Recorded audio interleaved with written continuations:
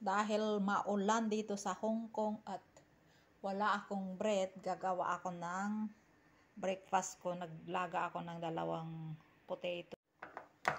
Mas natin yung potato, guys.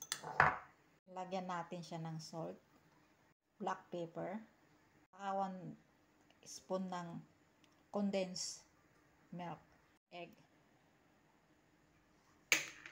Lagyan natin siya ng 1 teaspoon ng all-purpose flour.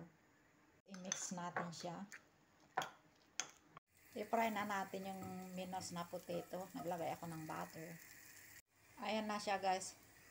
Piniprito na natin siya.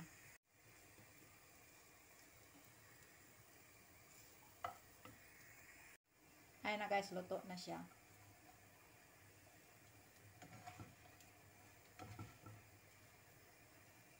And lagyan natin siya ng honey.